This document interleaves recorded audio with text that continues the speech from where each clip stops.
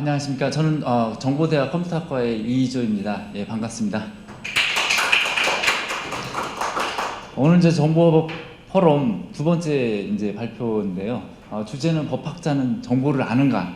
약간은 좀 도전적인 그런 제목이 됐습니다. 예, 사실은 이거는 이 명승구 법대 학장님께서 지정을 해주셔서 이거를 하게 됐는데요.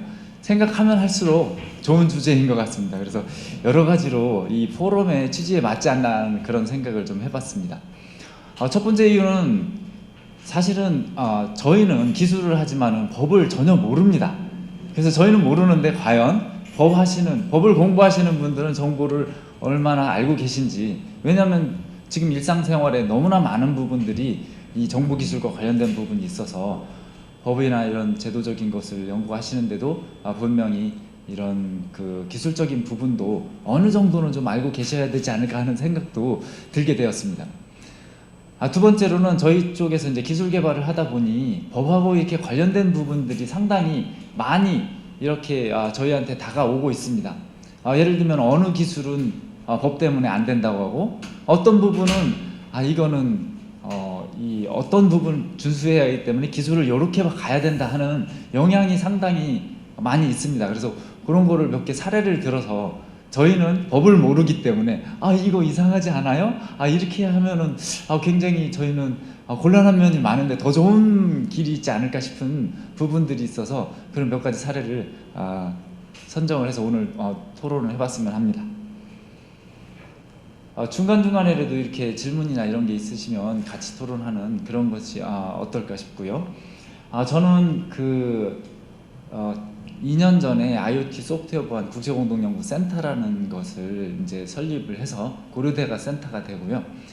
이제 미국에 있는 CMU, 영국의 옥스퍼드, 스위스에 있는 ETH하고 같이 취약점 분석을 해주는 그런 기술을 개발을 하고 있습니다. 그래서 오늘 나올 이야기가 이렇게 약간 관련이 있어서 그 센터에 대해서 간략하게 좀 소개를 먼저 하고 진행을 하겠습니다.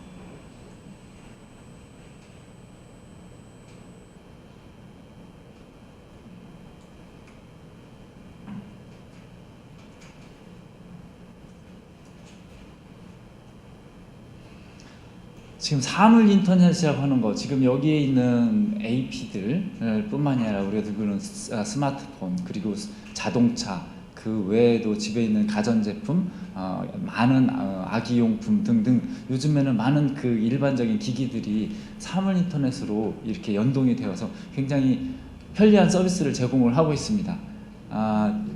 저희 집에서도 여러 가지 있는데, 이제 스마트 기기 2개를 통해서 앱만 가지고 있으면 저쪽 방에서 뭐가 필요로 하고 하는 것들을 바로바로 알 수 있고, 필요한 부분들에 대한 것들을 센싱하고 보고 하는 것을 원격에서도 쉽게 할 수 있는 그런 부분으로 좀 응용을 하는 부분이 있습니다.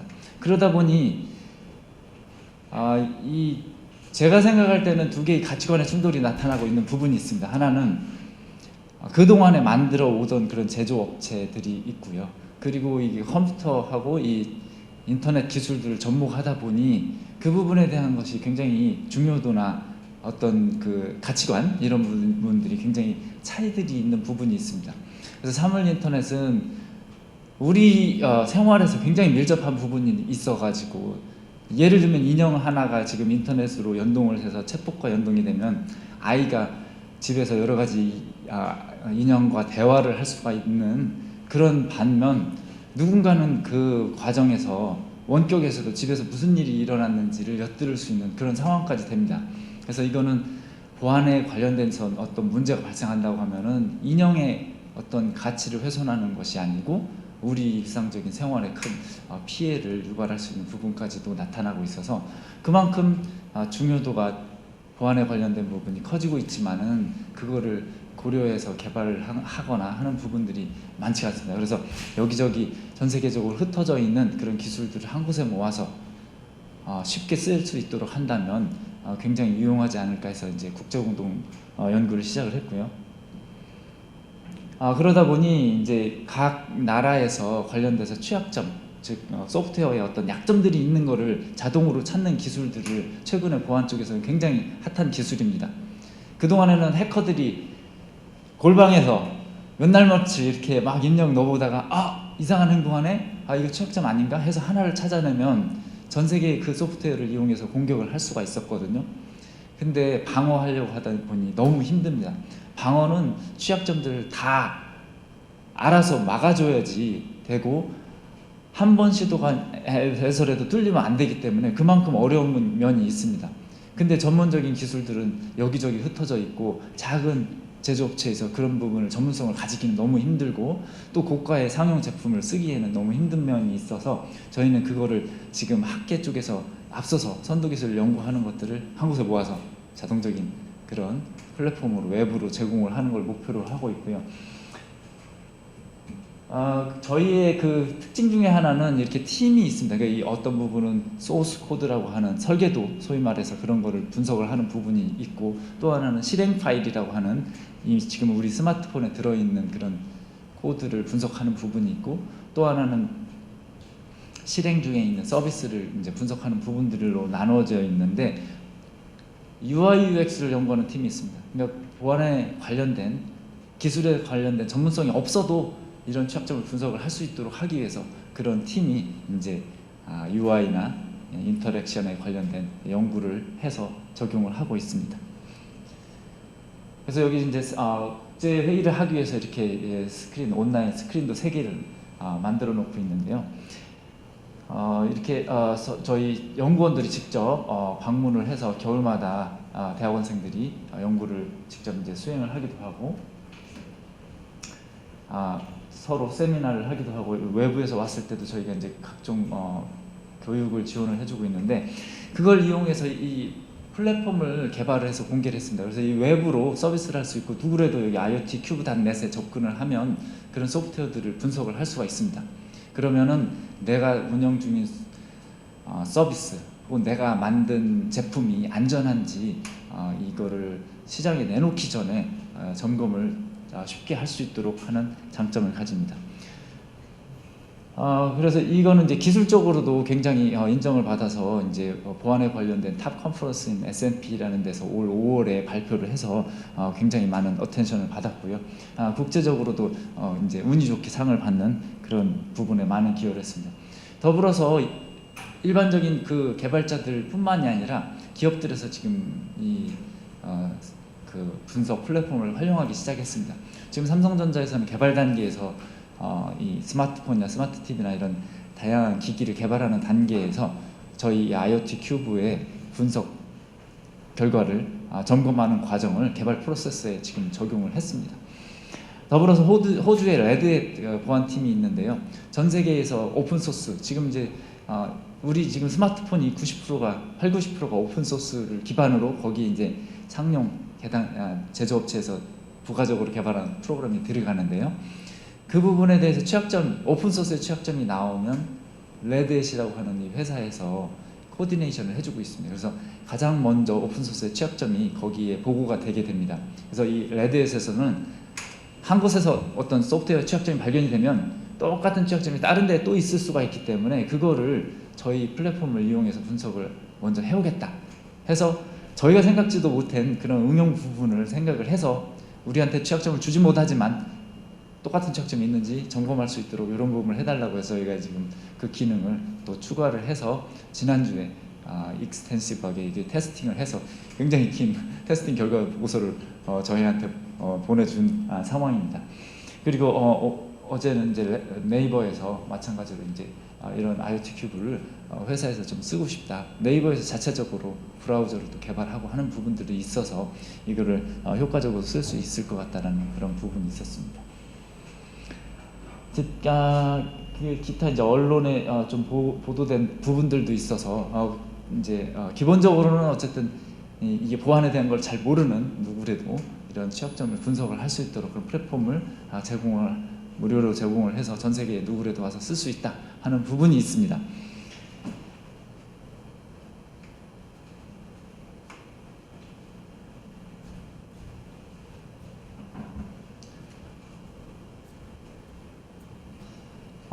그럼 이제 다시 본론으로 들어가겠습니다.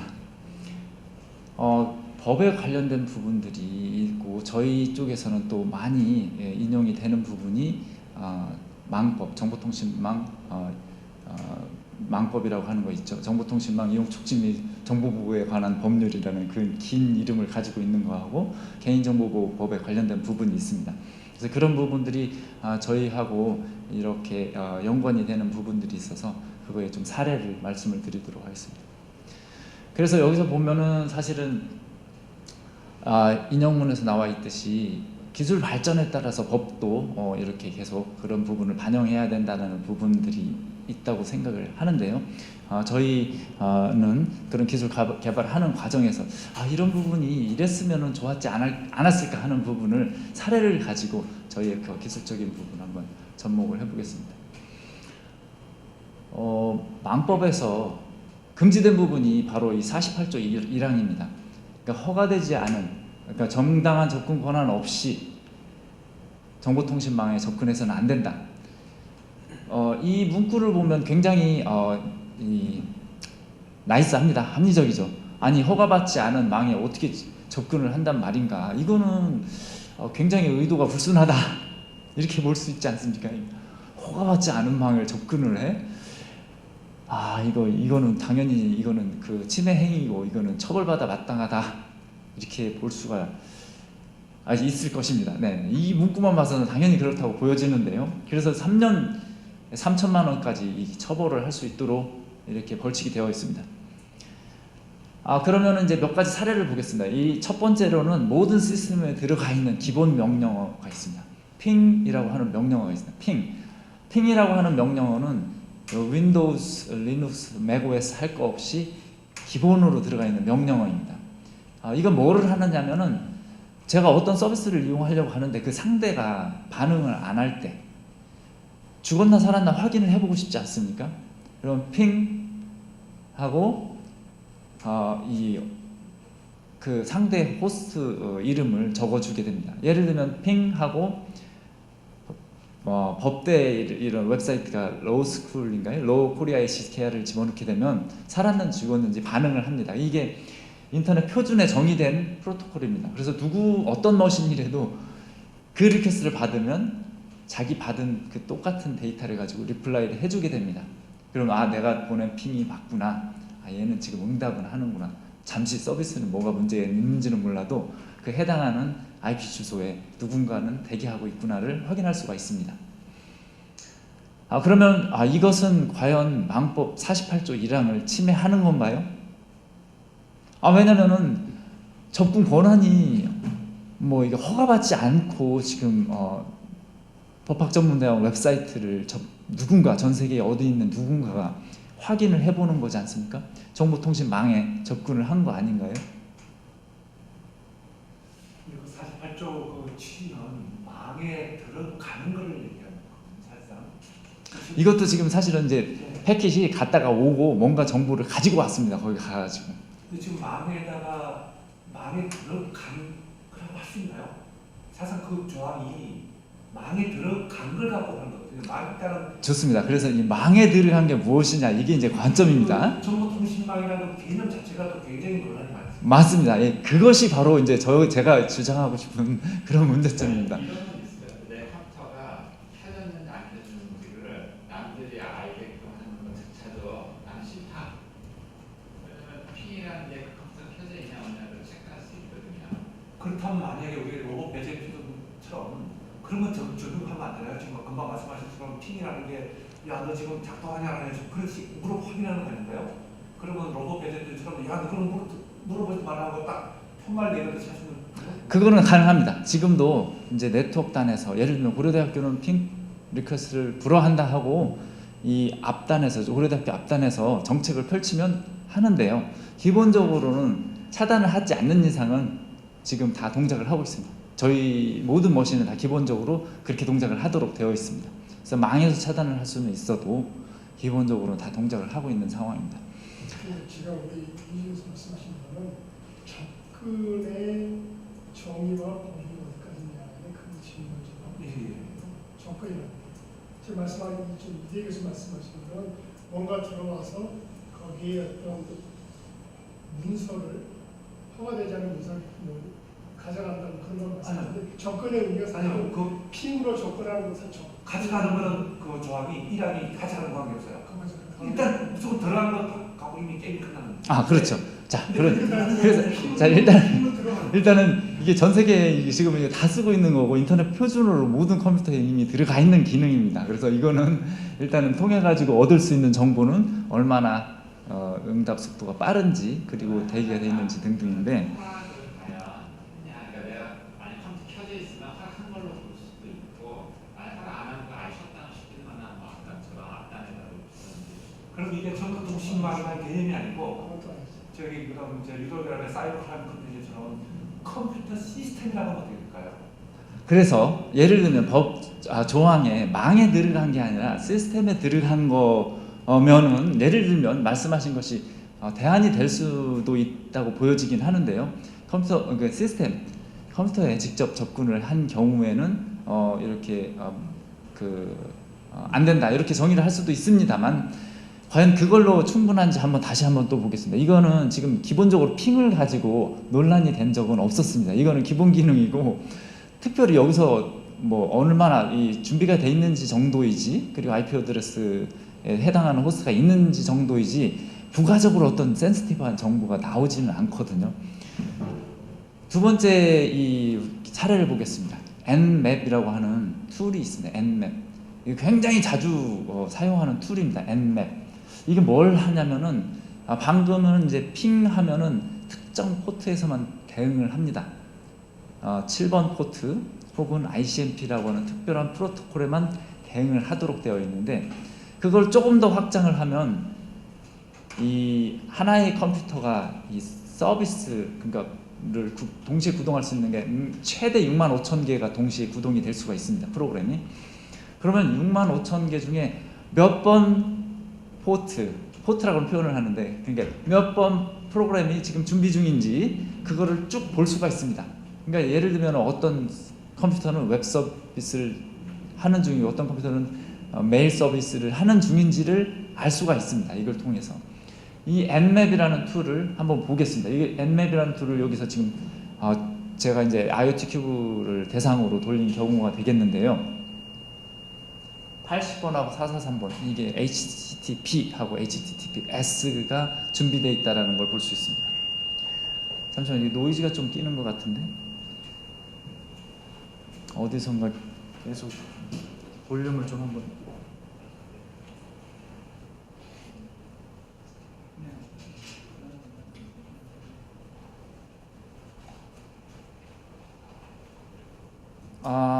이게 조금 이제 예를 들어서 이거는 굳이 저기는 아니더라도 한번 같이 보겠습니다. 이건 제 컴퓨터에 있는 기본적인 커맨드입니다.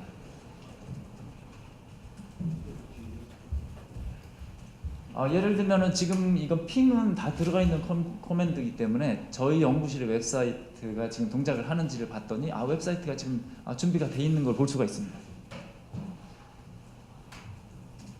Nmap을 통해 가지고 방금 이야기한 Nmap이라는 커맨드입니다.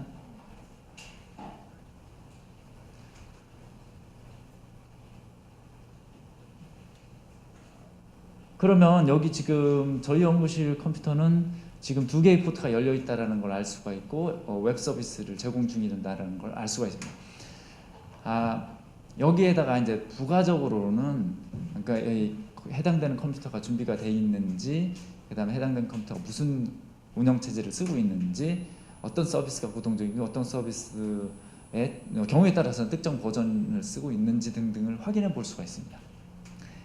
더 넓게는 이렇게 IP 레인지를 줄 수가 있습니다. 그러면 고려대학교를 주면 고려대학교의 전체의 컴퓨터가 몇 대가 준비가 되어 있고 어떤 서비스들이 구동 중인지를 알 수가 있습니다. 그래서 이게 이제 네트워크 맵을 구성하는 프로그램이라고 하는 건데 과연 그러면 이거는 합법일까요? 48조 1항에 의하면 지금 이건 어떤 다른 우리가 보통 망에 들어가기 위해서는 보통 아이가 패스워드처럼 이렇게 접근을 통제하는 우리 법적으로 기준을 좋지 않은 게 있는데 보통 그렇게 넣어서 이제 들어가는 거거든요. 예, 그렇습니다. 저는 마찬가지로 법은 아마 그렇게 상상을 하고 만드셨을 거라고 생각합니다. 그 문구가. 하지만 이게 적용이 되는 실제 사례들은 굉장히 다양합니다. 첫 번째 사례를 보겠습니다. 일단 이걸 보시면 조금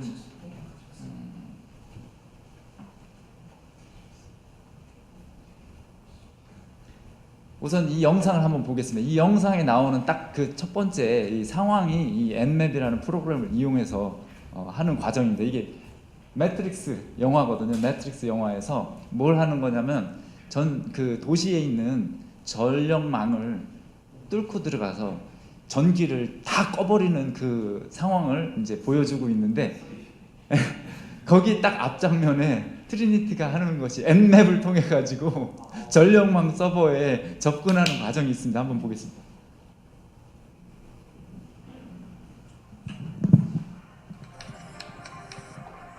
여기 이 부분이 지금 N맵을 통해서 Go inside. I don't know what they're doing, but they only got 2 minutes left.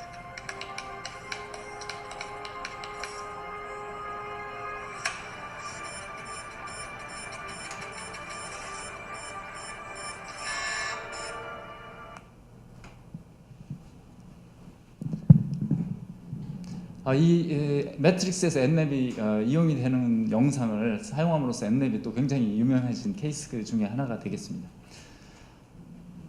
이랬을 때 이 N맵이라고 하는 이런 부분을 저희는 이제 통괄해서 포트 스캐닝이라고 하거든요. 포트 스캐닝.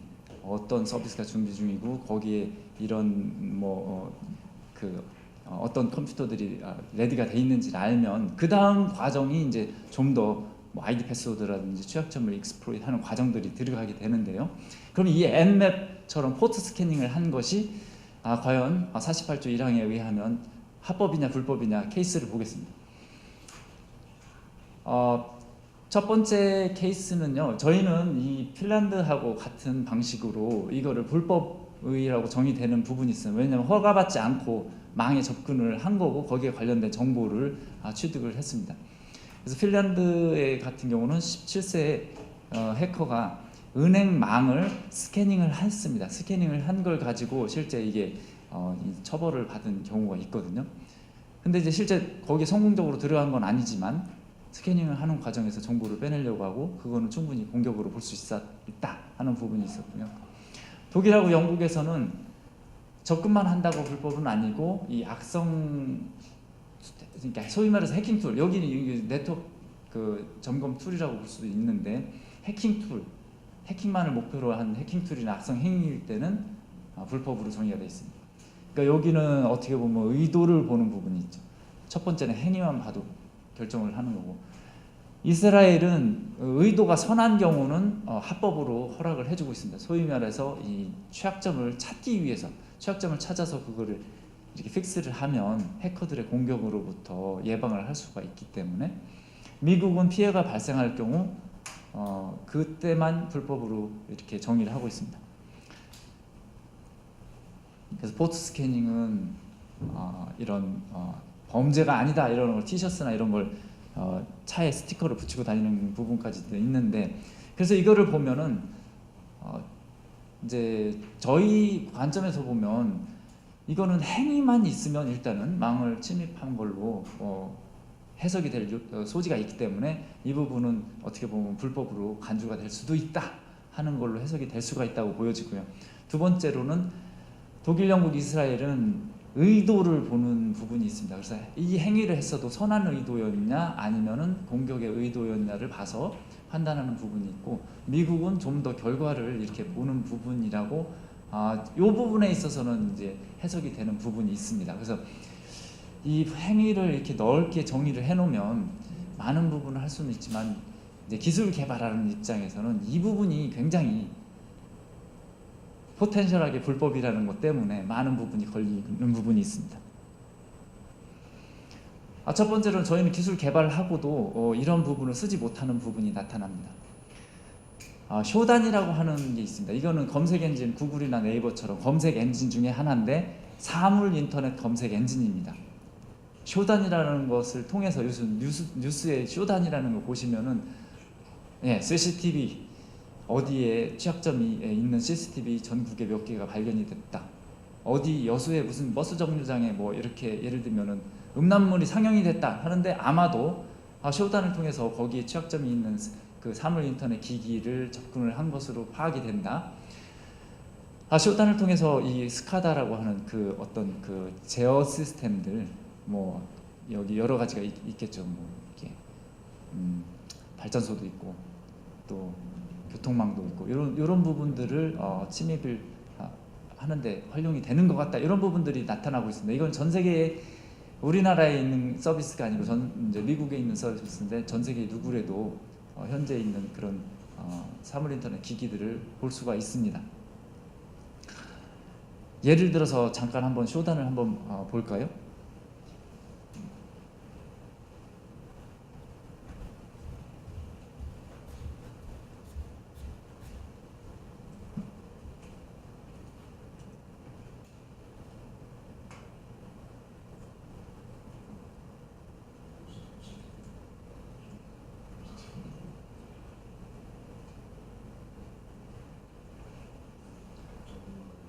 여기 예를 들면 그 서울에 있는 웹캠, IP 카메라라고 하는 거 있죠. 그게 몇 개나 있는지가 바로 나옵니다. 또 고려대학교에는 라우터가 몇 개가 있는지가 바로 나옵니다. 또 어떤 특정한 예를 들면 아파치 웹서버가 고려대학교 몇 개 있지? 이런 것들이 다 나옵니다. 자, 한번 보겠습니다.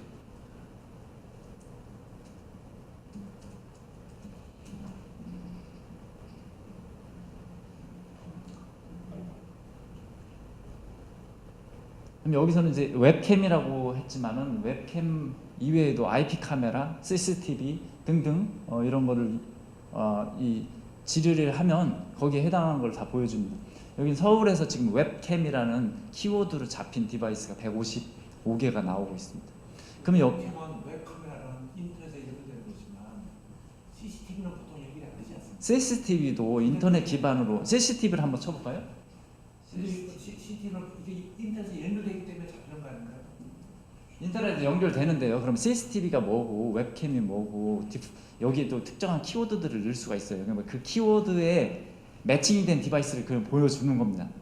한번 예를 들어서 CCTV 여기를 country를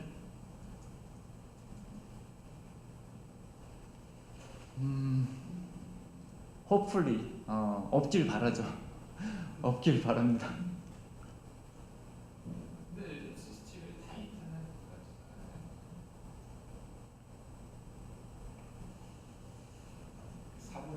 지금 465개가 나왔습니다. 465개. 그러니까 이렇게 되면 우리 그 개인정보 보호법상에 되면 CCTV하고 웹카메라가 별도로 정의되어 놓고 있거든요. 이게 인터넷 연결되면 이건 CCTV라기보다는 웹카메라에 가깝습니다. 네, 그거는 이제 맞습니다. 이거는 이제 뭐 소위 말해서 뭐 숙박업이냐 임대업이냐를 가지고 수건 가지고 정의를 하듯이 그건 좋습니다. 좋은데요. 그 부분은 좋은데 문제는 뭐냐면 왜 이 CCTV가 도대체 인터넷에서 이렇게 우리나라에 있는 CCTV가 465개가 잡혀서 올라오느냐 하는 부분은 인터넷과 연동이 된 부분들이 있습니다. 그러니까 많은 부분은 전용망에서 이 분리가 돼 있다고 생각을 하지만 또 인터넷과 연동이 되는 경우들이 있고 구간들이 있고 하기 때문에 이게 올라오고 있습니다. 그러면 이거는 합법인가요? 불법인가요? 이걸 하면은 여기 CCTV 요거 있잖아요. 요거 클릭하면 바로 그 CCTV로 연결돼요. 한번 해보시죠. 이게 아이디 패스워드가 없는 경우 지금 IP 어드레스가 나온다는 얘기는 인터넷에 연결됐다는 걸 의미하는 거 아닙니까? 그렇죠. 지금 여기는 어느 위치에 있는 CCTV고 무슨 서비스가 돌아가는지 보여주는데 KT가 지금 한다는 거고요. 네, 여기 아이스가 KT고 지금 방금 전에는 직접 그 서비스로 연결은 안 됐는데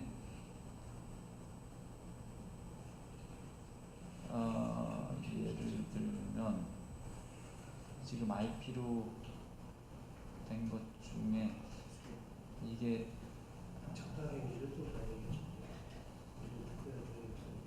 근데 이제 저희 학생들 중에 이제 에어비앤비 같은 모델로 방을 이제 시작해주는 그런 서비스 런치했거든요. 근데 이제 창업 프로그램을 했는데 애들이 관광경찰에 걸린 거야. 왜냐면 그 숙박업이 돼가지고 뭐 위생법 뭐 이런 게 있잖아요. 그래가지고 이제 학생이니까 이제 어떻게 해서 후반 조치를 해서 왔는데 그래서 이제 변호사를 해가지고 하는 게 뭐냐면 수건하고 칫솔 이걸 제공 안 하면 임대형이에요. 그걸 해본 숙박업이다. 그거 하는 숙박업이에요. 지금 이거는 이제 한 가지 예인데요. 지금 이제 이거는 특정한 웹캠입니다. 웹캠으로 본 부분인데 그 지금 요거를 모니터링하고 있는 웹캠을 지금 누구라도 전 세계에서 볼 수가 있는 그런 상황을 보여주고 있거든요. 지금 이 그림은 지금 웹캠 뭘 보여주는 건가요? 이게 이제 방금 전에 찾아진 특정한 웹캠이 지금 자기가 모니터링하고 있는 상황을 전 세계 누구도 같이 볼 수가 있는 상황이. 그러니까 집에 웹캠이 뭐 그런 거 같아요. 아니 지금 웹캠이 뭘 모니터링하고 있다는 거예요? 지금 이제 현재 온도가 27.7도고 습도가 43.5도라는 이런 그 기기를 웹캠이 바라보고 있는 거예요 지금. 아 지금 웹캠이 저걸 찍은 거예요? 예. 지금 이거 움직이고 있습니다. 이 잘 보면은. 지금 계속 그렇다면 결국은 이거는 지금 그 웹카메라에 다시 또 어떤 뭔가를 들어야 되지 않습니까? 아이패드. 접근제 하나 제 아이디 패스 없습니다. 그냥 보통 그 아파트가 이게 설치된 아파트들이 그 사무실 주민들이 몰라가지고요 경비 관리소에서 뭐 111 뭐 이런 해가지고 이렇게 해서 굉장히 보인다고 다 공개된다고 해서 많이 알고 있어요. 그러니까 전혀 없는 건가요? 그건? 예, 이거는 접근 제어가 하나도 없는 거고요. 두 번째로는 그 디폴트 패스워드라고 소위 초기 설정 패스워드를 쓰는 경우가 있고, 세 번째로는 취약점이 가지고 있는 그런 상황이라서 패스워드로 막아놨어도 또 접근이 가능한 경우들이 있습니다. 그래서 다양한 경우들이 있는 거고요. 그거를 여기처럼 쇼단이라고 하는 서비스에서는 다 지금 보고 있는 상황이죠. 이거 지금 현재 불법 같은데 이제 찍어가지고 유튜브에 올리면 당연하죠. 이거는 우리나라는 당연히 100% 불법이고요. 이거는 침입이라고 볼 수 있지 않겠습니까? 만약 주인이 유튜브 보고 이거 뭐 우리 집 거 왜 지금 보고 있어 이러면 아 근데 그 주인이 몰라요, 그 아파트도. 자기가 모르죠. 실제로 아파트에 모르죠. 그런 식으로 돼 있기 때문에 그 아파트 뭐 옷 갈아입는까지 다 볼 수 있다는 거예요. 맞아요. 맞아요. 아니, 주인이 아니라도 제3자가 걸면 걸리죠. 제3자. 예. 이거 올리는 건다 보면 다 그러니까 이거는 쇼단이라는 프로그램이 이걸 간파하고 있다는 거예요. 그렇죠. 전 세계에 있는 기기들이 다 어떤 기기들인지 어떤 뭐 이렇게 뭐 유형인지 어떤 버전을 쓰는지 다 모으고 있는 상황입니다. 근데 이걸 쇼단이라고 하는 어떤 뭐 플랫폼이라고 할 수 있고, 그러니까 그쵸. 어떤 사이트가 아예 그런 뭐 서울시에 뭐 어디 해가지고 야 이렇게 취약감을 보여주기 위해서 한 게 있더군요 보니까. 사실 그건 좀 유사하다고 할 수 있는. 네네네. 쇼단도 이제 이게 제일 파퓰러한 이런 것 중에 하나고요. 여기 중에서도 또 물론 이제 웹카메라나 IPTV나 IP캠이나 이런 것만 모아놓은 사이트들도 굉장히 의도가 의심스러운 그런 사이트들도 있는데, 여기는 그런 이제 다양한 키워드를. 말씀은 이 쇼단을 이용해서 아까 지금 그 자기 뭐 아이디도 없고 패스워드도 없는 상태에서 지금 들어가서 아까 그런 걸 볼 수 있다는 자체가 우리 전에 통신망법에 하면은 그 불법행위나 멤버라고 근데 이제 접근거나 망에 접근했느냐 아니냐 지금 우리 그 쟁점을 하는 거 아닙니까? 그러니까 지금 예, 이 정도면 뭐 이 정도면 이건 이 정도면은 네, 당연히 불법이죠. 그렇게 될것 같은데. 네. 당연히. 근데 여기서 뭐 이게 그렇게 하기 위해서 만든 건 아닐 것 같고 그렇죠. 이렇게 해서 어떤 장점이 자, 그래서 이제 좋은 질문을 하셨습니다. 그래서 한국에서도 이거 뭔 상황이 발생했냐면, 우리는 어떤 취약한 시스템, 우리는 어떤 시스템들이 주변에 있는지 우리는 모릅니다. 근데 전 세계 다른 누구나 쇼단을 이용하는 사용자, 특히 쇼단에 이렇게 관리하는 사람들, 이쪽은 우리가 어떤 취약점을 가지고 있는지를 다 알고 있어요. 그러니까 우리는 불법인데 우리 스스로 점검을 못하고 다른 전 세계 누구라도 우리의 취약점은 또 알 수 있는 그런 상황이 돼버린 거죠. 왜냐하면 다른 나라에서는 피해를 준 거는 아니거든요. 그러니까 이건 합법으로 운영이 되고 있고, 우리는 유사한 어떤 취약점 기술을 이용을 해서 우리 시스템들 점검하고 그거를 문제를 해결해 나가는 그런 과정들을 하지 못합니다. 그래서 여기 인터넷진흥원에서 한국형 쇼단을 개발했다고 하는 것이 있습니다. 한국형 쇼단을 개발하는데 여기에서도 기술은 굉장히 좋은 기술, 고속 서치해서 정확한 시스템을 판별하는 기술을 개발을 했지만, 현재로서는 개발 중이지만 이거를 공개적인 서비스로 운영을 하는 것은 굉장히 곤란한 상황에 있는 거죠. 그래서 앞으로 IoT가 되면 냉장고에 그러니까 모든 문제가 다 들어오고 모든 게 다 볼 수 있다는 거 아니에요? 그렇죠. 사람들이 관심도 없어도 뭐 의심해서 뭘 먹었는지도 다 알 수 있게 되는. 냉장고에 뭘 들으니까 다 이게 지금 말씀하신 이런 것들이 그 전자적 제어 관리 시스템이라고는 말할 수 있을까요? 전자적 제어 관리, 제어는 조금 아닐 수는 있는 것 같아요. 이게 제어는 기계를 이렇게 뭔가 작동시키는 그런 시스템을 말합니다. 제어라고 볼 수도 있어요. 아 그런가요, 이것도? 제어라고 볼 수도 있어요. 카메라 움직여야 되잖아. 아니 그런 제어가 그런 협의의 제어가 아니고 저런 데 들어가서 저거를 볼 수 있게 하는 것 자체를 제어를 볼 수 있어요. 근데 왜 그러냐면은 비유. 지금은 우리 망법에는 정보통신망을 얘기하잖아요. 그렇죠. 근데 그것만 얘기할 게 아니라 지금 정보통신 기반보호법에는 정보통신 기반 시설을 대상하거든요.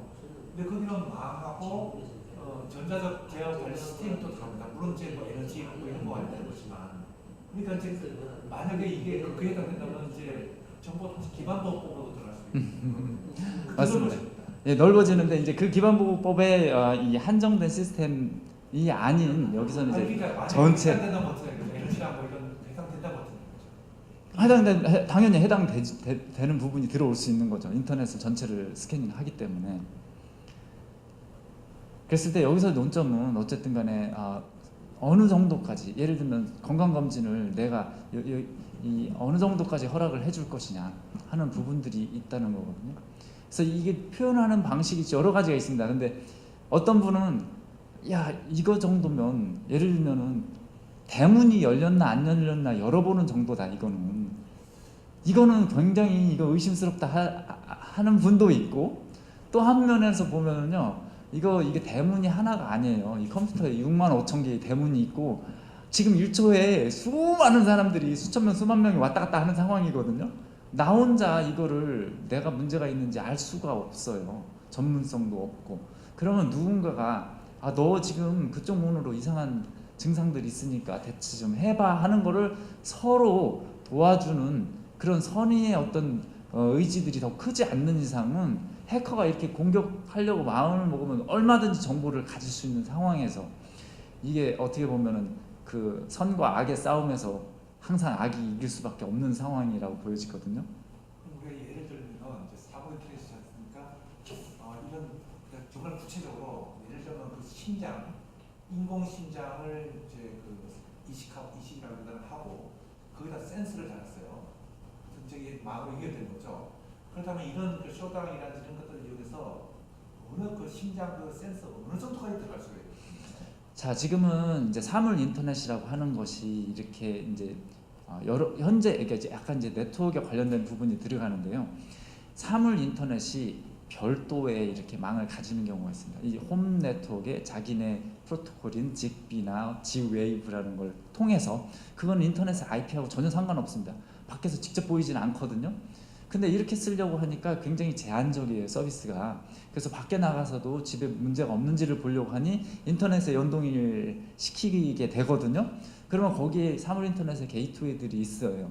그러면 그 게이트웨이는 당연히 이런 그 취약점 스캐닝하는 과정에서 드러나게 되는 거고, 여기서처럼 아까 게이트웨이에 들어갈 수가 있다는 걸 알게 되면 그 다음부터는 다음 단계에 있는 사물 인터넷 기기들을 제어할 수가 있게 되는 거죠. 그렇기 때문에 방금 말씀하신 건 의료의 예인데요. 당연히 의료기기들도 연동이 되게 된다면 접근이 가능한 거죠. 그러니까 그 사람이 어떤 심장 센서라면 위험 있다는 것도 다 알게 되고. 그렇죠. 그러니까 이제 이것은 이제 법 쪽에서는 고민을 하게 되는 거죠. 지금 말씀하셨던 선의 결과 이게 어떻게 악용될지 모르니까 고민이. 자, 그래가지고 순수하게는 왜 우리 집을 누가 대문을 열어봐, 이거는 당연히 난 기분 나쁘고 안 해야 되는 게 맞지만, 지금 전 세계에 있는 다른 사람들은 다 우리 집 대문이 열렸는지 닫혔는지를 아는데 옆집 사람만 이거 열었는지 나를 믿고 따라주는 우리 아들 딸들만 못 열어보게 해놓는 거일 수도 있다라는 것이 문제라는 거거든요. 예를 들면 우리가 아까 그 매트리스처럼 지금 우리가 스마트 홈의 경우도 아까 매트리스는 그 정도 도시도 할 정도니까 스마트 홈의 경우에도 정말 그 집에 전력 스마트 미터를 통해서 전력조차 다 통제할 수가 있고, 그렇죠?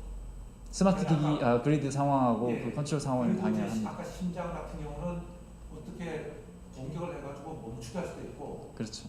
자동 스마트 카 같은 경우는 그게 브레이크를 작동 못하게 한다든지 이렇게 할 수도 있을 거고, 그렇죠. 이게 지금 이걸로 충분히 가능한 거 아닙니까?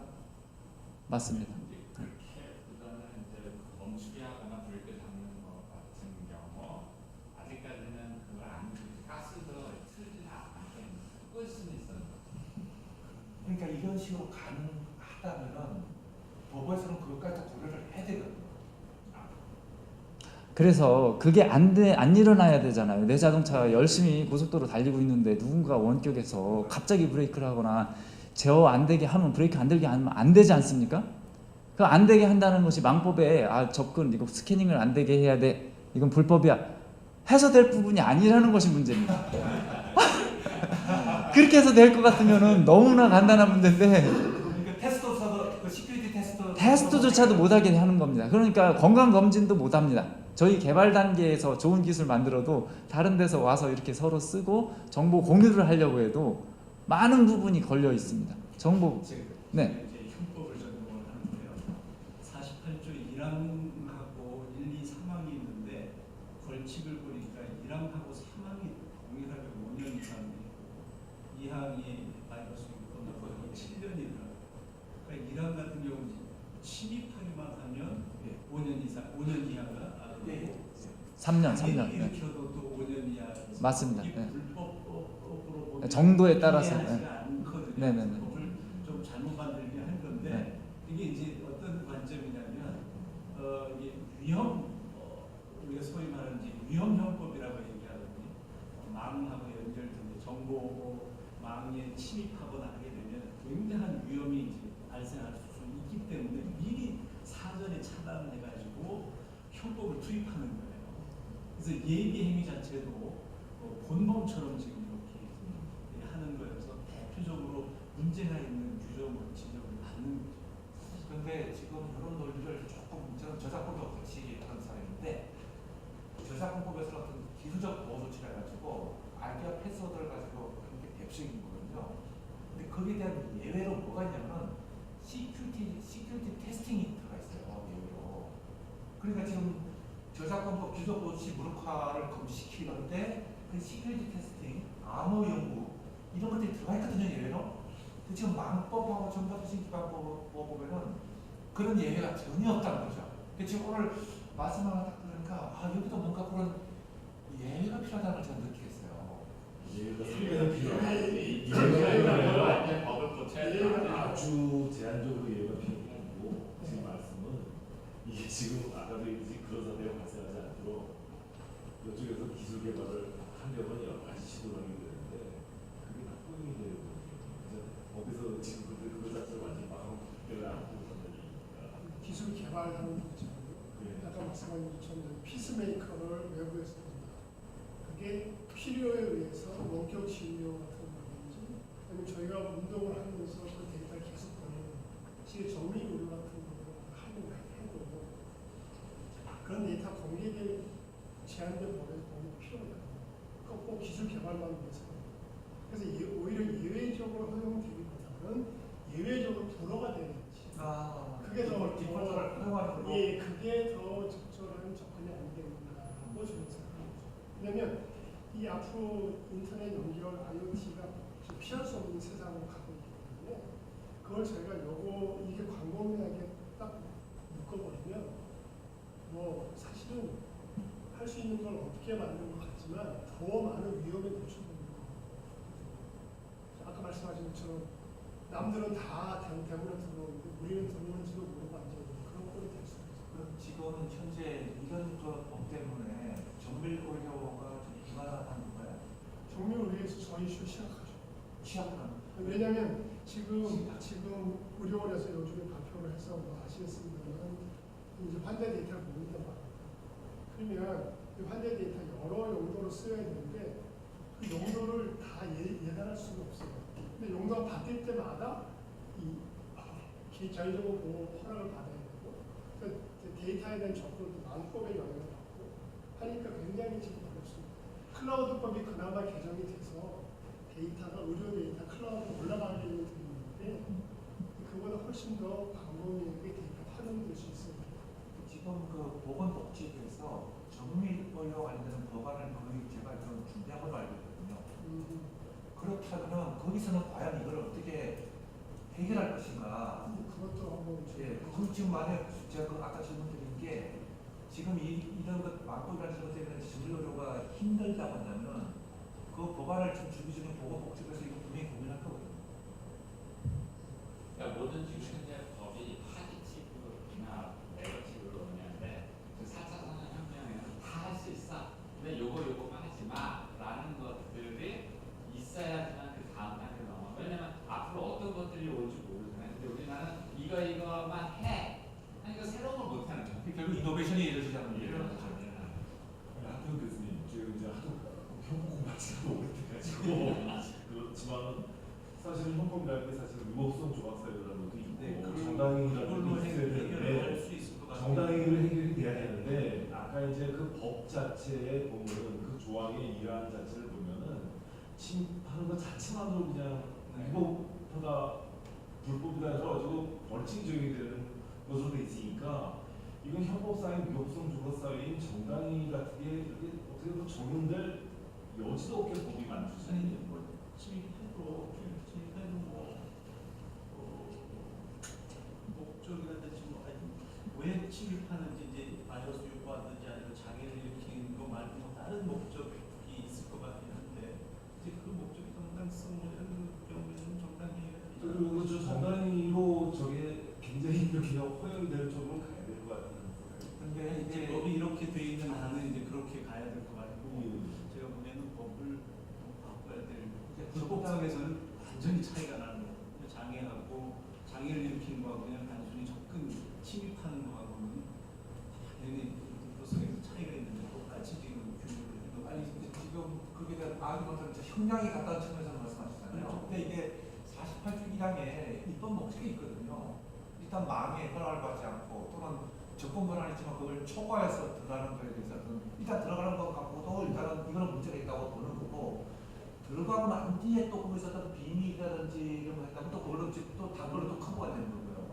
그럼 형량이 문제라면 결국은 아까 우리 김용재 교수님 말씀하셨듯이 정당 행위가 된다고 하더라도 이건 뭐 그 분야에 필대 종사하시는 분들 입장에서는 믿을 수가 없는 거죠. 그냥 완전 행위가 억제되는 거예요. 그러니까 제가 봤을 때는 형량 그것도 중요하지만은 과연 48조 1항을 어떻게 좀 더 세분해서 하느냐 그게 좀 필요하지 않나요? 인사실을 받는 거고요. 이게 좀 준비하시기 기재 많을 것 같아요. 지금 네. 더 준비하시기 많이. 예, 알겠습니다. 이게 요거하고 지금 뒤에 개인정보법도 정확하게 연관성이 있어서 그것도 같이 일단은 진행을 하면서 말씀드리겠습니다. 그래서 이제 선한 의지 있는 거 아까처럼 시큐리티 테스팅이라든지 그다음에 요것도 관련이 있습니다.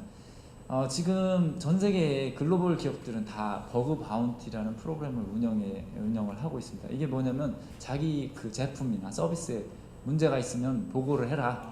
굉장히 취약하면 취약하고 문제가 있으면 있을수록 보상을 많이 합니다. 지금 이제 억 단위의 보상들을 하고 있습니다. 그래서 이런 굉장히 이거 그러면 왜 이렇게 남의 제품, 내 제품을 누가 테스트하고 내 서비스를 누가 테스트해서 왜 이걸 보고를 받지 하는데 다양한 장점이 있는 게 첫째로는 사실은 그걸로 인해서 고객에게 피해가 나기 전에 예방을 할 수가 있습니다. 그래서 그 보고를 받아서 빨리 서비스나 문제를 해결을 해주면 그만큼 장점이 있고요. 두 번째로는 비용도 줄여줍니다.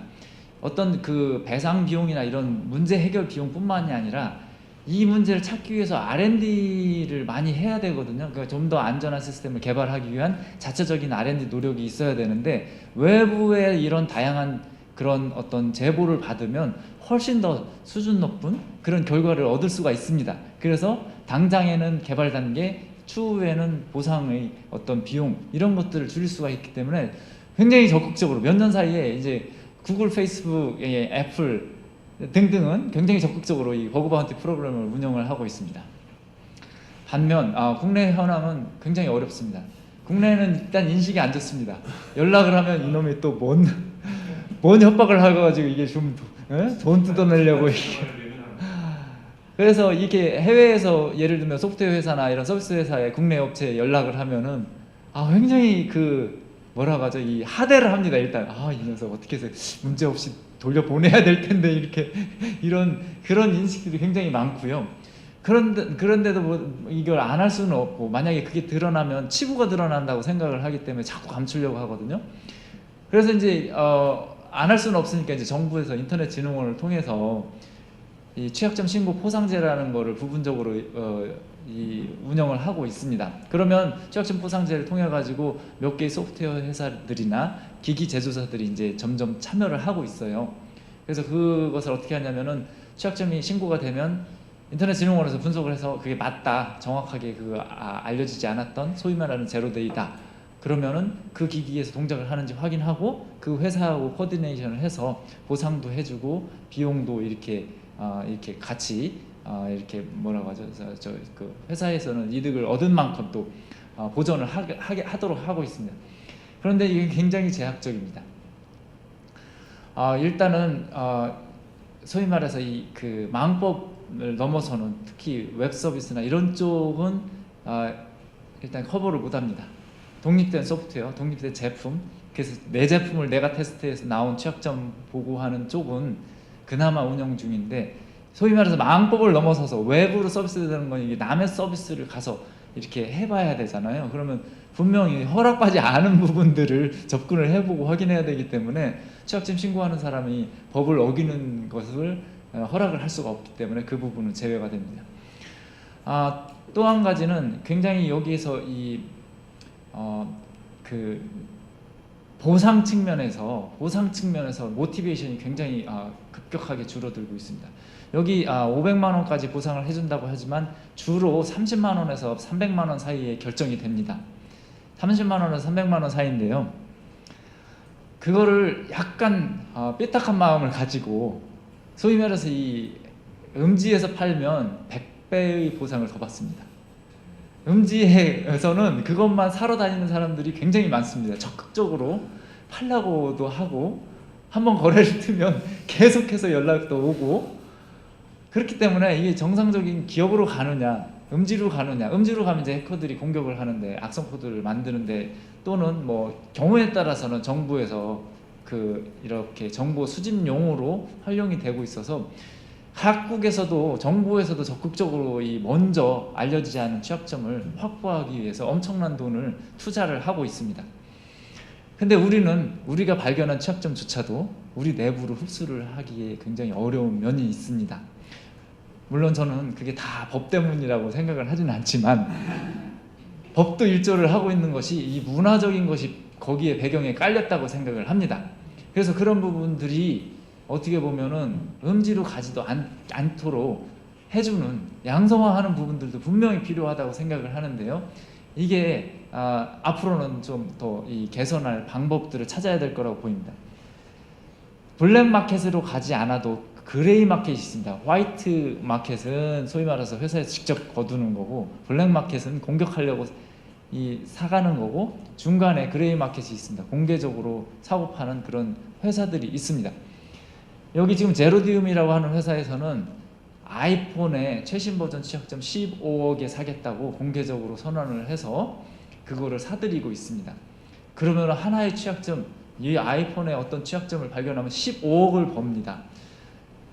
기사에 신고하면 300만 원 정도 벌 수가 있을 겁니다. 그러면 과연 물론 이제 선한 의지를 가지고 우리가 다 이렇게 좋은 쪽으로 써야 되겠지만, 이게 과연 어느 쪽으로 어떤 정보가 팔려갈지는 알 수가 없는 상황입니다. 그래서 그런 부분들도 한번 좀 생각을 해야 되지 않을까 싶습니다. 다음은 이제 개인정보보호법에 관련된 겁니다. 개인정보보호법, 지금 물론 우리의 프라이빗한 정보들, 우리 개인 정보들이 이렇게 외부로 이렇게 불법적으로 돌아다니거나 한다는 건 굉장히 큰 문제가 아닐 수가 없습니다. 하지만 4차 산업혁명의 가장 큰 핵심은 데이터를 누가 가지고 있느냐 하는 부분일 겁니다. 그래서 그 데이터를 통해서 암을 치료하기 전에 어떤 약이 맞는지도 미리 알 수가 있어서 잘못된 약을 투입함으로써 급격히 건강이 나빠지는 것도 막을 수가 있고, 또 어떤 병이 걸릴 가능성이 있고 어떤 병이 현재 의심이 되는지를 통해서 예방을 할 수도 있고 다양한 우리 건강을 지키기도 하고 또 필요에 따라서 필요한 서비스 내가 어느 상황에서 어떤 서비스가 필요한지 그걸 내가 찾기 위해서 힘을 들이지 않아도 유용한 서비스를 받을 수 있는 다양한 장점이 있습니다.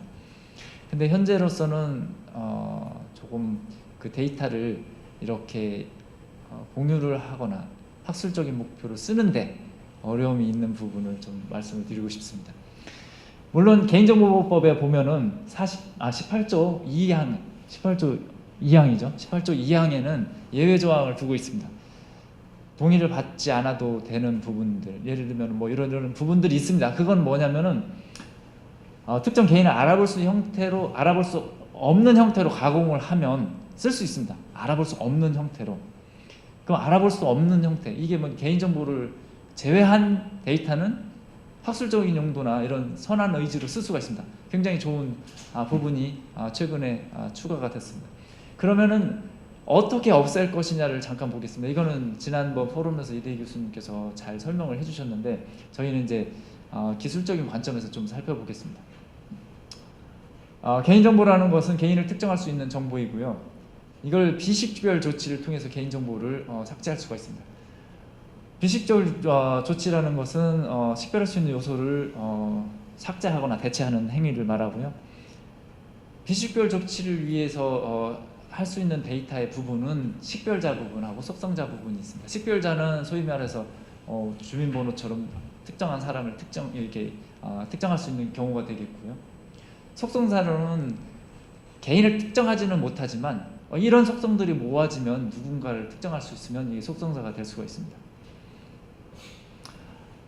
여기 가이드라인에 이제 나와 있는 예제들인데요. 여기 왼쪽에 식별자들이 쭉 있습니다. 이거는 히파 미국의 규정에 나와 있는 식별자를 참고해서 만든 부분이 되겠고요. 속성자 부분들이 쭉 있습니다. 여기에서 예를 들면은 뭐 성별이라든지 어디에 사는 지역이라든지 또 세금을 얼마를 냈느냐, 뭐 키가 얼마냐 등등이 있을 수가 있죠. 그래서 예를 들면은 여기 있는 예를 들어서 이 법학관에 5층에 계신 분 중에 키가 180이다 하면 누군가를 딱 한 분을 특정할 수 있으면 그것도 이제 특정할 수 있는 개인 정보가 되어질 수가 있습니다. 그래서 이런 정보들만 없애면 공유를 하면 됩니다. 그럼 이런 정보들을 어떻게 없애고 어느 정도 없앨 수 있는지에 대한 것을 보려고 하는 겁니다. 첫 번째, 식별자, 개인 식별자, 소위 말해서 열 몇 개의 식별자를 없애는 것은 간단합니다. 혹은 전에 말씀해 주신 것처럼 익명화나 또 가명화를 통해 가지고 대체를 할 수가 있습니다. 그런데 속성자 부분을 한번 보겠습니다. 속성자 부분, 미국에서 그 속성자들을 이 세 개만 조합을 해도, 예를 들어서 우편번호, 성별, 생일 이 세 개만 조합을 해도 87%의 인구가 누군지를 알 수가 있다라는 것이 이제 조사가 되었습니다. 그 얘기는 뭐냐면 이 속성자의 조합을 통해서는 특정 개인을 이렇게 알아낼 수가 있기 때문에 이 속성자를 없애야 되는데, 속성자를 다 없애버리면 좋죠. 이 속성자라는 건 다 없앨 수가 없는 거죠. 여기 이제 있는 데이터들에서 그 속성자들은 분명히 가치가 있는 부분이 있기 때문에 그거를 또 활용해야 되는 부분이 있습니다.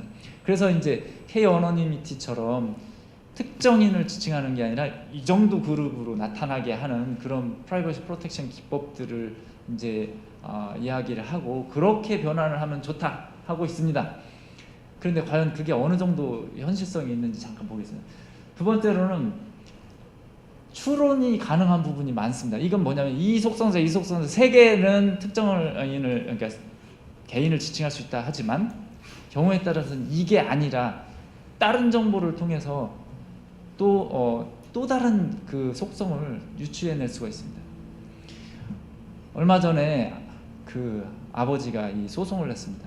타겟을 대상으로 소송을 냈는데 매일 딸한테 이렇게 이 임신 아이템 그리고 아이에 관련된 아이템을 계속 홍보물을 보내오는 겁니다. 근데 우리 그 젊은 딸아이는 아직 지금 임신할 단계도 아니고 한데 계속 이것을 보내오고 있어요. 그래서 이럴 수가 있냐, 도대체 어린 딸아이를 임신을 지금 장려를 하는 거냐 해서 소송을 걸었는데 나중에 보니 아버지는 모르는데 타겟은 딸이 임신한 걸 알고 있었어요. 그래서 이게 봤더니 진짜로 임신을 한 거예요. 딸아이가 아버지한테 아직 얘기를 못했던 거고. 그래서 봤더니 타겟에 어떤 쇼핑하는 그런 물건들을 이렇게 했더니 이 물건이 있으면 임신한 거예요. 그래서 거기 나온 게 뭐냐면 비타민 주문하고 임신복 주문한 사람 임신한 거라는 거거든요. 그래서 비타민하고 임신복을 주문한 사람들에 대한 것들을 통해서 마케팅을 한 거예요. 왜냐면은 타겟이 경쟁 그 쇼핑몰들이 많이 있는데 아이들에 대한 아이 물품을 알려면 아이를 가지고 있다라는 걸 알아야 되고, 아이가 태어나면 이 퍼블릭 정보가 되지만 더 빨리 이 타겟으로 유출을 하려면 임신한 상태를 알면 더 빨리 이제 뭔가 조치를 취할 수 있기 때문에 임신한 상태를 알고 싶은 거예요. 그럼 임신한 상태를 알려고 봤더니 이런 쇼핑 패턴만 있으면 임신을 했다라는 것을 알아서 그걸 이용을 해가지고 그런 사실들, 그러니까 소위 말해서 이제 지극히 민감한 개인정보들이 유추가 될 수가 있었습니다. 그 다음에는 총계 처리를 하면 안전하다 하는 부분이 또 거기에 예시로 나와 있습니다. 가이드라인에. 그러니까 예를 들면 특정한 점수, 특정한 값들이 아니라 그거를 이렇게 다 합쳐서 평균을 낸 값이라든지 이런 거를 하면 안전하게 처리할 수 있다고 했는데, 문제는 이렇게 그 민감 정보가 아닌 총계 처리된 정보로부터 민감 정보가 또 이렇게 도출이 될 수 있는 부분들이 있습니다. 사실 지난 시간에 명승구 학장님께서 제가 이제 클래스에서 점수의 평균값을 공개하고 개별 학생들의 성적을 공개하지 않는 그런 사례를 말씀을 드렸었는데, 그것처럼 우리 클래스에서 몇 명의 점수를 공개할 때 남녀 비율을 한다고 할 때 여학생들의 평균 점수를 몇 점이다 할 때 그 여학생이 한 명밖에 없다면 평균 점수가 바로 그 여학생의 점수가 될 수가 있는 거죠. 더불어서 클래스에 2명이 있는 그런 그룹을 지칭했다. 그러면 내가 그 그룹에 속해 있으면 내 점수하고 평균 점수를 아는 순간 상대의 점수를 알게 됩니다. 그래서 이렇게 여러 가지 추론이 가능한 경우들이 나타납니다. 그래서 이거를 문제는 완벽하게 이런 개인정보가 없는 상태로 데이터를 만들어낼 수 있느냐 하는 게 질문인데요. 굉장히 어렵다는 겁니다. 세 번째로는 소위 말해서 그 컴퓨터 데이터 마이닝, 지금 알파고가 바둑을 이기는, 바둑 최고의 고수를 이기는 경우처럼 다양한 기술들이 나오고 있습니다. 그래서 이런 그 소위 말해서 컴퓨터 기술을 이용을 하면 더 많은 의미 있는 결과들을 도출을 할 수가 있게 됩니다. 그래서 이 영화의 예에서도 있었지만 어떤 특정인 그 넷플릭스에서 공개된 자료를 가지고 바로 다음에 이렇게 개인 누구누구의 그 영화의 패턴인지 개인정보를 없앴지만 그걸 다 복구한 그런 결과들이 보고가 됐었던 것처럼 여기에서도 지금 그 이야기를 하고 있습니다. 누군가를 이렇게 구분을 할 수 있는 그런 데이터만 있다면 그걸 통해서는 분명히 재식별이 가능해진다 하는 이야기를 하고 있습니다. 이 얘기는 뭐냐면 기술적으로 앞서 말한 법에서 정의한 이런 개인을 특정할 수만 없으면 공개하셔도 돼요. 너무 좋습니다만 그거를 이렇게 없애는 것은 기술적으로 굉장히 어렵다는 것입니다. 굉장히 어렵다 보니 이 데이터를 줘야 되는 사람은 머뭇거리고 받아야 되는 사람은 애가 타지만 주려고 하는 사람은 너무나 많은 공을 들여야 되고 어디까지 하면 안전한 건지를 알 수 없기 때문에 이거를 사실 머뭇거릴 수밖에 없는 상황입니다. 이게 이 정도 일이고 이 정도 책임이면 내가 커버할 수 있는 부분이기 때문에 퍼블릭 어떤 이걸 위해서 내가 공헌을 한다라는 걸 판단을 할 수가 있겠지만 지금 상황에서는 그 부분을 판단하기가 너무너무 어려운 부분이 있습니다. 이거는 이제 현장에 있는 사람들이 몇 가지 이제 의견을 줬던 사례들을 같이 이제 여기다 나열을 해봤습니다. 그래서 18조 2항 굉장히 좋다. 이 정도 가공을 하면 데이터를 공유할 수 있다고 했지만 여전히 11조 1항에 있는 그런 부분 때문에 부담에 있어서 현장에서는 실제 이런 것들이 자료 공유 이런 거 쉽지 않다. 그다음에 개인을 식별할 수 있는 것은 기술이 발전하면서 점점 많아지기 때문에 이런 것들 보호 조치하는 것들 쉽지 않은 일이다 하는 이야기를 하고 있고요. 그다음에 이거 또 하나는 이제 이 개인 정보를 처리해야 되는 것은 개발자나 운영자인데 이거에 대한 것을 개발자나 운영자의 개인정보법이라든지 뭐가 개인정보인지 그 자체에 대한 전문성은 없기 때문에 도움을 받아야 된다. 그러면 예를 들면은 좀 규모가 되는 회사 같으면 개인정보 전문 담당자가 있겠죠. 그럼 개인정보 담당자하고 같이 일을 해야 되는 상황들이 발생을 합니다. 그럼 일을 하면 되지. 근데 이제 일을 하는 것이 문제가 아니라 이게 그만큼의 어떤 뭔가의 정보를 가공을 하거나 보호 조치를 하기 위해서는 많은 노력이 필요하다는 것입니다. 그래서 기술적인 부분 플러스 법적인 해석 능력이 필요로 되는데 법적인 해석 능력은 이렇게 기술을 하시는 분들은 굉장히 좀 어려움을 겪고 있다 하는 부분이 되겠습니다. 그 다음에는 이제 약간 좀 자주 섞인 문제인데요. 이미 우리 개인정보, 주민등록번호 이런 등등등은 다 털려서 지금 털린 횟수를 다 합치고 털린 개수를 다 합치면 우리 정보는 지금 다 이렇게 떠돌아다니고 있는데 도대체 뭘 보호하겠다고 그걸 보호 조치를 한다고 제한을 두는 바람에 다양한 좋은 기술 개발해서 산업을 일으킬 수 있는 기회를 다 외국에 뺏기고 있냐 이런 자주 섞인 이제 목소리들도 좀 있었습니다. 그리고 또 하나는 이제 이 어찌 보면 4차 산업혁명에 우리 좋은 기술이 그리고 이제 새로운 서비스가 이렇게 한국에서 나오기 위해서는 이런 부분을 많이 공유해야 되고 공유를 하는 부분 중에서도 데이터를 사고 팔 수 있는 정도까지 이런 공개된 그런 부분들이 있어야 된다. 그런 걸 좀 인커리지가 돼야 되지 않냐 하는 부분이 있었습니다. 그래서 이건 이제 마지막 장표가 되겠습니다. 첫 장에서 말씀을 드렸듯이 기술이 발전함에 따라서 법에서 반영을 하는 것이 이제 기본적으로 이제 많이 공유를 하고 있는 부분입니다만 부분적으로는 기술 개발할 때 이 법 때문에 오히려 기술이 발전하면 법에 적용해야 되는데 기술 발전을 해나가는데 법 때문에 묶여 있는 부분들이 있다라는 것을 좀 사례를 말씀을 드리고 싶고요. 그리고 지금은 많은 경우 보안과 관련된 법들은 사실은 그 회사들이 면책 조항으로 많이 활용이 되고 있습니다. 이 정도만 하면 법에서 이야기한 부분을 다 지켰기 때문에 우리는 더 이상의 보안에 관련된 새로운 기술을 도입하거나 더 투자를 할 필요는 없다. 소위 말해서 누구도 얼마나 이런 내가 중요한 정보가 있으니 이거를 보호조치하기 위해서 최상의 기술이 무엇인지 이런 쪽보다는 최소한의 보호조치 그리고 어떤 부분을 하면은 법에 책임이 없는지를 더 많은 포커스가 가해지고 있습니다. 그래서 컴플라이언스가 많이 있지만 사실은 그보다 더 중요한 건 최신의 공격 트렌드를 빨리 파악해서 회사가 가지고 있는 조직이 가지고 있는 가장 중요한 자산을 지키는 데 더 집중을 해야 되는데 요 정도만 법에서 우리한테는 면책을 주기 때문에 요 정도는 해야 된다는 쪽으로 너무 많이 집중이 되어 있습니다. 물론 그 정도도 안 하면은 그동안에 그 정도도 안 했기 때문에 그것도 해야 됩니다만 앞으로는 그것만 해서는 굉장히 좀 어려운 상황이지 않을까 싶습니다. 그래서 어떻게 보면은 앞서도 몇 번 토론이 있었지만은 그것들을 면책이 아니라 최대 한도로 노력을 스스로 해서 최적의 솔루션을 찾을 수 있도록 그런 부분들이 필요하지 않을까 싶고요. 그래서 그 기업에서도 그거를 이제 할 수 있는 건 다 할 수 있도록 하되 피해가 발생하거나 어떤 문제가 있을 때는 그거를 스스로 책임을 그만큼 질 수 있도록 하는 그런 부분에 대한 법제도적인 뒷받침이 있으면 좋지 않을까 생각을 해봤습니다. 오늘 여기 준비된 건 여기까지입니다. 감사합니다.